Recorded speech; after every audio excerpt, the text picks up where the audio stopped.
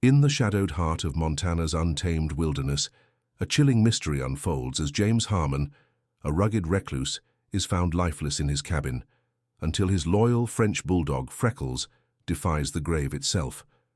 With desperate claws and a haunting howl, she tears open his coffin, revealing a pulse where none should be, thrusting them into a tale of love and miracles that will grip you to the final breath. What drove this tiny dog to challenge death? Read on, if you dare, to uncover a bond that shatters the boundaries of life itself. Welcome to Frenchy Tales, where the extraordinary lives of French bulldogs come to life with heartwarming stories and jaw-dropping adventures. Hit that like button, subscribe, and share these videos to spread the love for our brave, snuffling heroes. In the heart of Montana's wild backcountry, where the wind hums a gentle tune through towering pines and golden sagebrush stretches toward the horizon, James Harmon carved out a life as rugged and beautiful as the land itself. At 65, his hands bore the scars of decades spent wrestling with nature, calloused from splitting wood, tender from cradling broken creatures, and weathered by the unrelenting sun and snow of the Bitterroot foothills. His eyes, a striking blue that mirrored the winter skies above, held a quiet intensity, as if they'd seen more of the world's secrets than most could dream. James had long ago turned his back on the clamor of town life, trading it for the steady heartbeat of the wilderness, a 20-acre sanctuary nestled against the edge of a national forest, where the only neighbors were the elk, the hawks, and the occasional curious bear. His cabin, a modest structure of hand-hewn logs, stood as a testament to his solitary resolve. Smoke curled lazily from its stone chimney most mornings, a signal to the forest that James was up and about, tending to his daily rituals. Inside, the walls were lined with shelves of well-worn books on wildlife and survival, a battered radio that crackled with weather reports, and a collection of feathers, bones, and sketches, mementos of the creatures he'd nursed back to health over the years. Outside, the land was alive with purpose, a chicken coop he'd reinforced against prowling coyotes, a small garden where he coaxed potatoes and carrots from the rocky soil, and a shed he'd converted into a haven for injured animals. James wasn't just a man living in the wild, he was a guardian of it, a soul who believed every living thing deserved a fighting chance. On this particular morning, as the first frost of autumn glittered on the pine needles, James moved slower than usual. His joints ached with the promise of a storm brewing in the distance, a dull throb that reminded him of the years piling up behind him. But pain was an old friend, and it didn't stop him from pulling on his worn flannel jacket, red and black, frayed at the cuffs, and stepping onto the porch with a ceramic bowl in hand. The air was sharp, his breath puffing out in little clouds. As he scanned the tree line, a smile creased his weathered face when he spotted her, a stocky little French bulldog, her brindle coat dappled with spots like a painter's canvas, waddling toward him from the edge of the clearing. Her ears, bat-like and perked, twitched at the sound of his voice, and her soulful brown eyes locked onto him with a warmth that could melt the iciest Montana dawn. "Morning, Freckles," he called softly, his voice rough but tender, carrying the weight of 1,000 quiet conversations they'd shared. "Breakfast time, girl." Freckles let out a distinctive snort, a sound somewhere between a huff and a wheeze that always made James chuckle, and picked up her pace, her short legs pumping with determination. She wasn't a wild creature like the foxes or owls James had rehabilitated over the years, but she carried a spirit all her own, a blend of stubborn independence and unwavering loyalty that had captured his heart from the moment she'd stumbled into his life. 7 years ago, on a night when a late spring storm had roared through the valley, James's old truck rattled down a muddy back road, its headlights cutting through sheets of rain. He'd just finished securing his coupe against the wind when he spotted a figure waving him down, a local farmer named Hank, soaked to the bone and cradling something small in his arms. "Found her in a ditch," Hank had shouted over the howling gale as James ushered him inside. Some fool must have dumped her, too tiny to survive this mess. Beneath the farmer's jacket was a shivering French bulldog puppy, no bigger than a loaf of bread, her spotted fur matted with mud, and her eyes barely open. She whimpered faintly, a pitiful sound that tightened James's chest like a vice. Dr. Elena Russo, the only wildlife vet within 100 miles, had been blunt when James called her that night. "She's dehydrated, hypothermic, and probably won't make it till morning," she'd said, her voice crackling through the phone. "Even if she does, she's not wild, James. She's a domestic breed. French bulldogs don't belong out here." But James Harmon wasn't one to let odds dictate his choices. "Let me have the night with her," he'd replied, his tone firm as granite. "That's all I'm asking." Elena sighed, knowing better than to argue with the man whose stubbornness had saved countless creatures she'd written off as lost causes. That night, James turned his kitchen into a makeshift nursery. He rigged a cardboard box with hot water bottles, fed the pup a special formula through a syringe, and held her tiny, trembling body against his chest to keep her warm.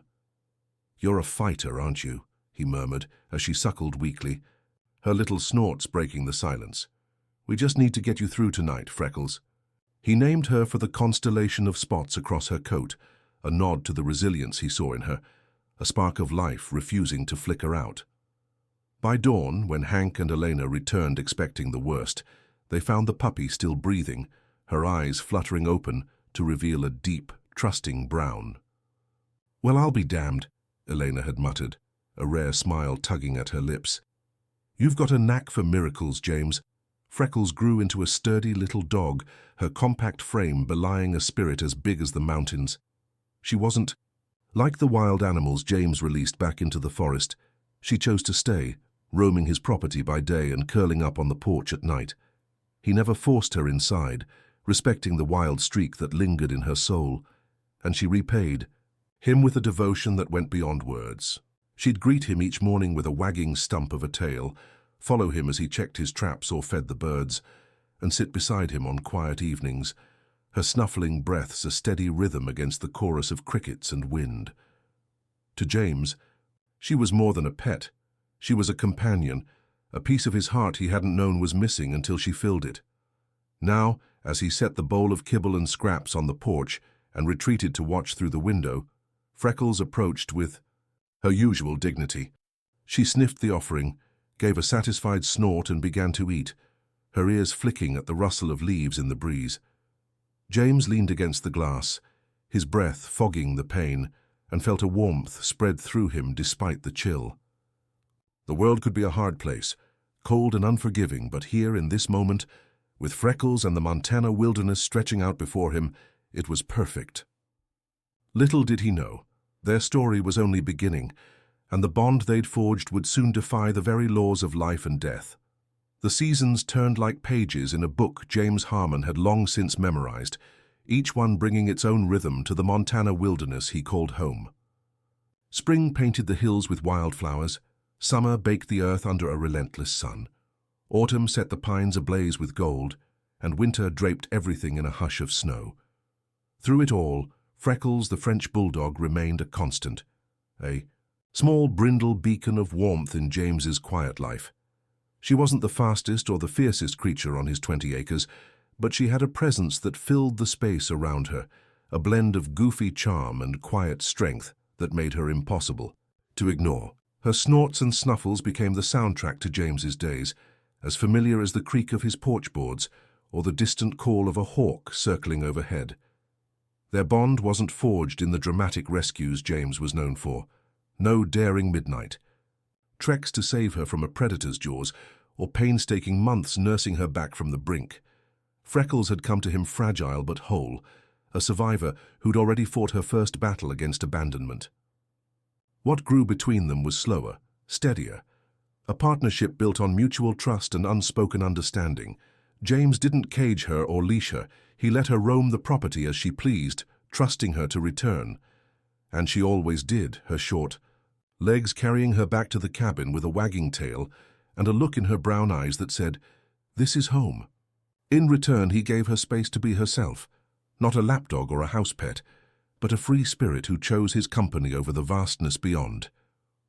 Mornings found them in a ritual as old as their 7 years together. James would step onto the porch with her breakfast, calling her name in that soft, gravelly tone that seemed reserved just for her. Freckles would emerge from wherever she'd spent the night, sometimes a hollow beneath the pines, sometimes a nest of blankets she'd dragged under. The shed, her coat dusted with dew or frost, her ears perked like tiny radar dishes. She'd snort her approval, waddle over and eat while James watched from the window, a mug of coffee warming his hands. Afterward, she'd trail him as he went about his chores, checking the garden for deer tracks, tossing seed to the wild birds, or repairing the coop where his handful of chickens clucked their gratitude. She didn't beg for attention, but she stayed close, her presence a comfort James hadn't realized he'd needed until it was there. Freckles had her quirks too, ones that never failed to coax a laugh from James's weathered lips. She'd chase shadows across the clearing with a ferocity that belied her stubby frame, barking, a raspy honking sound, at nothing in particular, until she'd tire herself out and flop onto the grass, panting dramatically. Sometimes she'd bring him gifts, a stick she'd wrestled from the underbrush, a pine cone she'd nosed out of the dirt, once even a soggy sock she'd unearthed from God knows where. James would accept each offering with mock solemnity, adding it to a little pile on the porch he called her treasure trove. "You're a regular scavenger, aren't you?" he'd say, and she'd tilt her head, snuffling as if to say, "You're welcome." But it wasn't all light and laughter. As the years piled on, James felt the weight of time pressing down. His hands, once steady enough to thread a needle through a bird's torn wing, began to tremble. Fatigue settled into his bones like an uninvited guest, and there were mornings when the simple act of pulling on his boots left him winded. He didn't talk about it, not to Frank Decker, the game warden who'd drop by with supplies, nor to Dr. Elena Russo, who'd check in on his latest wildlife projects. But Freckles noticed. She'd linger closer on those hard days, abandoning her usual wanderings to sit by his side, her warm bulk pressed against his leg as he rested on the porch steps. Her eyes, deep and knowing, seemed to see right through him, and James found himself talking to her more than ever, about the weather, the animals, the ache he couldn't shake. One winter evening, as a bitter wind howled down from the mountains, James wrapped himself in a quilt and sank into his rocking chair on the porch. The sky was a tapestry of stars, sharp and bright against the black, and the air bit at his lungs with every breath. He was tired, more tired than he'd ever been, and the thought crept in unbidden. How much longer can I keep this up? As if summoned by his mood, Freckles appeared from the shadows, her silhouette stark against the snow. She didn't stop at her usual spot by the railing. Instead, she climbed the steps with a determined huff, her claws clicking on the wood, and settled right beside him, a rare breach of the invisible boundary they'd always kept. She rested her broad head on his knee, her breath warm against his hand, and looked up at him with those soulful eyes. "You always know, don't you, girl?" James murmured, his voice thick with emotion. He reached down, hesitating, then let his trembling fingers brush her fur, just once, light as a whisper. She didn't flinch or pull away. She leaned into the touch, her snuffling breath steady and sure. They sat like that until the cold drove them both inside, James to his chair by the fire, and Freckles to her spot just outside the door, a silent vigil under the starlit sky. It was a moment that etched itself into his heart, a quiet promise that whatever came next, they'd face it together. The diagnosis came a few months later, delivered by Dr. Marshall in the sterile glow of a Missoula clinic. A rare neurological condition, progressive and incurable, the words landing like stones in James's gut. "Could be years, could be less," the doctor said gently. "We'll manage the symptoms, but—" He didn't finish, and James didn't ask him to. That night back at the cabin, he sat by the window, staring out at the snow-dusted pines. Freckles was there, curled up on the deck, her eyes glinting in the moonlight as she watched him. "What'll happen to you when I'm gone?" he whispered, the question hanging in the air unanswered. But deep down he knew she'd find a way, just like she always had, and he'd fight to stay with her as long as he could, because Freckles wasn't just a dog. She was his family, his anchor, his reason to keep going. The Montana wilderness didn't pause for James Harmon's fading strength, and neither did time. As the seasons spun forward, His world began to shrink. Not in spirit, but in the physical boundaries his body could no longer push.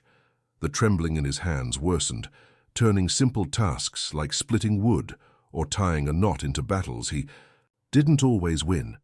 Fatigue clung to him like damp earth, and there were days when even the short walk from the cabin to the porch left him breathless, leaning on the railing while Freckles sat patiently at his feet, her brindle coat catching the sunlight. She'd tilt her head, snuffling softly as if to say, "Take your time, I'm here," and James would muster a smile, drawing strength from her steady presence. His sister Margaret noticed first, her sharp eyes catching the way he fumbled with his coffee mug or paused mid-sentence, searching for words that slipped away. A no-nonsense woman with a heart as big as the mountains, she packed up her life in Missoula and moved into the guest cabin on James's property, bringing order to his chaos. "You're not doing this alone," she declared, her voice firm but laced with love, and James didn't argue. Not because he couldn't, but because he knew she was right. Her son Michael, a lanky 30-something with a quiet demeanor, came, too, taking over the heavier chores and learning the rhythms of the land from his uncle. Together, they became James's lifeline, a family he hadn't realized he'd needed until they were there. Freckles adapted to the changes with an uncanny awareness. She'd always been independent, roaming the property at will, but now she stayed closer, her wanderings confined to the clearing around the cabin. On days when James's tremors were bad, she'd abandon her usual spot under the shed to lie on the porch, her warm bulk pressed against the door as if guarding him. Margaret, skeptical at first of the little dog her brother doted on, softened. Over time. "That mutt knows something's wrong with you," she remarked one evening, watching Freckles pace the edge of the clearing, her eyes fixed on James through the window. "It's downright eerie," James chuckled weakly. "She's special that way." As winter gave way to a crisp autumn, James's condition took a sharper turn. The tremors spread, making speech a halting effort, and his once robust frame withered under the weight of the illness. Frank Decker and Elena Russo, his oldest friends, insisted he see a specialist, but when he finally relented, the news was no surprise. The disease was advancing faster than expected. Hospice care was arranged, a hospital bed set up in the living room near the big picture window where James could still see the pines and feel the mountain air. He refused to leave the cabin. "This is where I belong," he'd told Margaret, and they honored his wish, turning the space into a sanctuary of comfort and quiet. Freckles' behavior shifted in ways that left everyone marveling. She took to sleeping on the deck outside the window, her stocky form a constant shadow through the glass, her brown eyes locked on James even as he slept. Stranger still, she began bringing him gifts, not the sticks or pine cones of old, but live creatures, a mouse she'd nudge gently toward the window, a bird she'd release to flutter against the pane. Eleanor, who visited often, was fascinated. "It's like she's trying to care for you," she said, scribbling notes for her research. "In the wild, animals bring prey to their young or they're sick. She sees you're weak and wants to help." James's eyes glistened as he watched Freckles drop a wriggling vole at the glass. "All these years keeping her free, and she's treating me like kin," he rasped, his voice barely above a whisper. The end came on a golden morning in late October, the kind where the sunlight filters through the trees like liquid amber. James had been restless all night, his breathing shallow, his hands twitching even in sleep. Margaret sat by his side, holding his hand, while Michael stoked the fire. Freckles pressed her nose to the window, unusually still, her snuffling breaths fogging the glass. Then, without warning, James's body seized, a violent shuddering spasm that arched his back and stole the air from the room. Margaret cried out. Michael rushed for the phone, and by the time Dr. Marshall arrived from town, it was over. James lay still, his chest unmoving, his skin cool to the touch. The doctor checked for a pulse, then shook his head. "I'm sorry," he said softly, resting a hand on Margaret's shoulder. "He's gone." The cabin filled with a heavy silence, broken only by the crackle of the fire and Freckles' low, mournful whine from the deck. Following James's wishes, there'd be no hospital, no funeral parlor, just a simple burial on his land, in a clearing he'd chosen years ago, marked by a circle of smooth river stones he'd placed himself. Michael spent the night crafting a pine coffin, his hammer echoing through the stillness, while Margaret called the few people James had wanted there: Frank, Eleanor, Pastor Miller from the local church. Out of concern for the mourners, Frank volunteered to lock Freckles in the shed during the ceremony. "She's tame enough, but a crowd might spook her," he said, laying out kibble to lure her in. "Don't like caging her, though, not after all she's meant to him." The next afternoon, under a sky so blue it hurt to look at, a small group gathered in the stone circle. The coffin rested on a wooden frame above the freshly dug grave, its simplicity a reflection of the man inside. Pastor Miller spoke of James's love for the land, his voice steady despite the lump in his throat. "He was a man who saw the divine in every creature," he said, glancing at the mountains beyond. Eleanor stepped forward, her dark eyes glistening as she shared stories of James's work, how he'd saved Freckles against all odds, how he'd taught her what compassion could do. "He believed we're all tied together," she finished, her voice breaking. "Man, animal, earth, all part of the same story." Michael was about to speak when a rustling came from the direction of the cabin. Heads turned and a collective gasp rose as Freckles burst into view, her short legs churning the dirt. She'd escaped the shed. How, no one knew. And now she barreled toward the gathering, her snorts loud in the stillness. Frank reached for his tranquilizer gun, then hesitated, his hand falling away. Before anyone could react, Freckles leapt onto the coffin, her small body trembling as she pawed at the lid, her whines rising into a desperate, keening sound that pierced the air. "She's grieving," Eleanor whispered, awe in her voice. "I've never seen anything like it." But what came next would turn grief into something else entirely, a moment that would bind James and Freckles in a tale no one could have foreseen. The air in the stone circle hung thick with sorrow as the small group of mourners stood frozen, their eyes locked on Freckles. The little French bulldog, her brindle coat streaked with dirt from her escape, clawed at the pine coffin with a ferocity that belied her size. Her snorts and whines filled the clearing, a raw, desperate sound that seemed to echo off the surrounding pines and pierce the crisp Montana sky. Her paws scraped against the wood, splintering the edges, her broad head butting the lid as if she could will it open through sheer determination.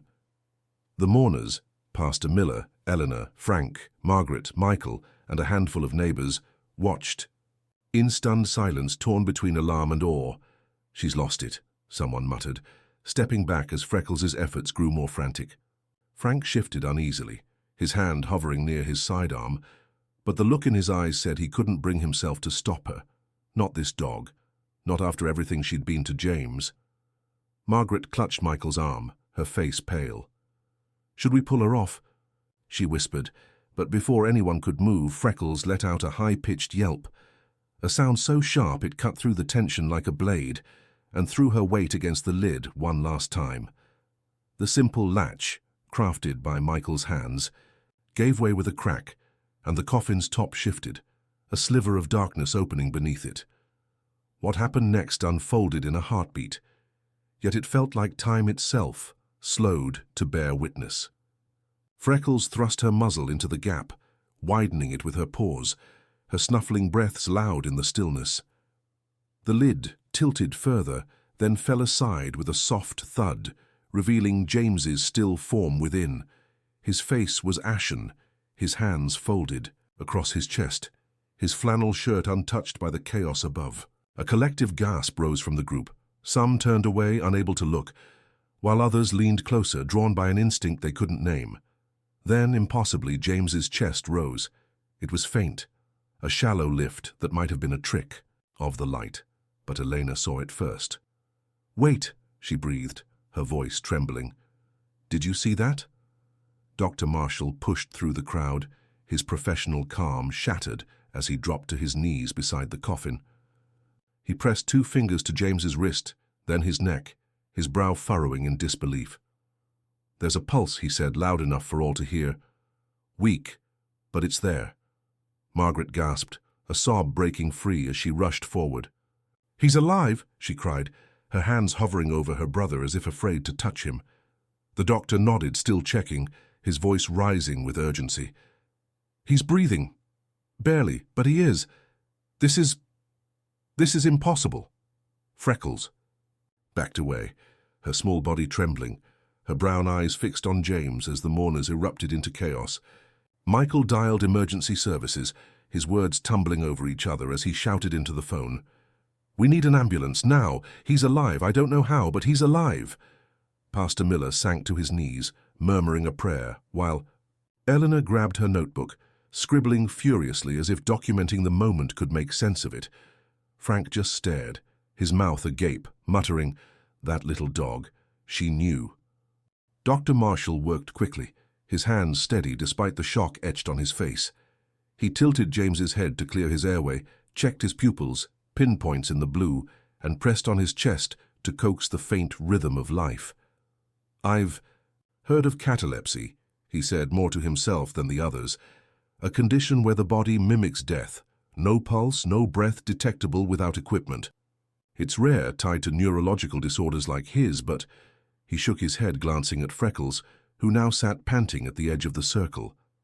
"In 30 years, I've never seen it, and I've never seen this." James's skin was cold, his muscles rigid, but the slow rise and fall of his chest was undeniable, a fragile thread of life pulled back from the abyss. Within minutes, the wail of sirens cut through the valley, and paramedics burst into the clearing, their gear clanking as they took over. They lifted James from the coffin with care, strapping him to a stretcher, an oxygen mask pressed to his face. "He's in a deep coma," one of them said, hooking up monitors that beeped faintly with his pulse. "We need to get him to the hospital, fast." As they carried him away, Margaret and Michael followed, casting one last look at Freckles, who stood rooted to the spot, her eyes tracking the stretcher until it disappeared beyond the trees. For 3 days, James hovered in that liminal space between life and death, a mystery wrapped in hospital sheets at the regional medical center. In Missoula, specialists swarmed, running tests that confirmed Dr. Marshall's hunch. A catalepsy episode so profound it had fooled everyone, triggered by the final stages of his neurological condition. His heart had slowed to a whisper, his breathing so shallow it was invisible, his body locked in a death-like trance. "It's a 1 in a million chance," one doctor told Margaret, shaking his head. "Without intervention, he'd have been buried alive." The word sent a chill through her, and she gripped Michael's hand, both of them picturing the coffin, the dirt, the finality that almost was. Freckles, meanwhile, stayed at the cabin under Frank's care. He'd found the shed door ajar, the latch scratched and bent, proof of her desperate escape. She refused to eat at first, pacing the porch and whining at the window where James used to sit. Frank sat with her each evening, tossing her kibble. She barely touched, murmuring, "He's coming back, girl, you made sure of that." On the 4th day, as dawn painted the hospital room in soft pinks, James stirred.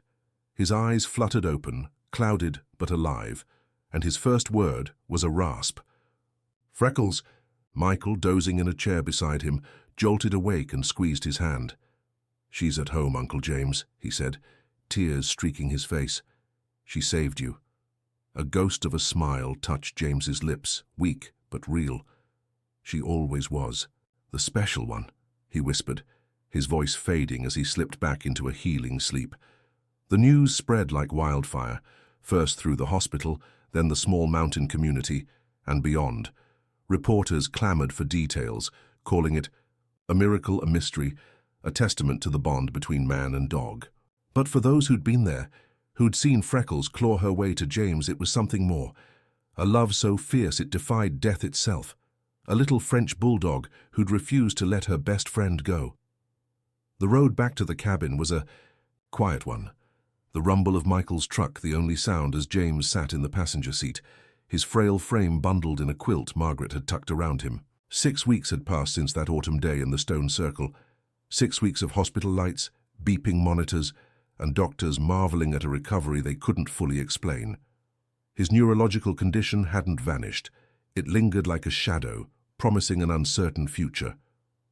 But the catalepsy episode had been a strange turning point, halting the disease's relentless march, just long enough to give him time he hadn't expected, time he owed to a little French bulldog named Freckles. As the truck crested the hill and the familiar pines came into view, A small crowd of well-wishers lined the driveway. Frank, Elena, neighbors who'd heard the tale, cheering softly as James raised a trembling hand in greeting. Freckles was there, waiting. She stood on the porch, her brindle coat gleaming in the late afternoon sun, her bat-like ears perked as if she'd sensed his return long before the engine's hum reached her. When James stepped out, supported by Michael's arm, she let out a snort, a loud, joyous huff, and waddled down the steps, her stump of a tail wagging so fiercely it shook her whole body. Tears streamed down James's weathered cheeks as he sank to his knees, heedless of the cold ground, and opened his arms. "Hello, old friend," he rasped, his voice thick with emotion. Freckles pressed her broad head against his chest, snuffling into his flannel, and for a moment the world shrank to just the two of them, a man and his dog, reunited against all odds.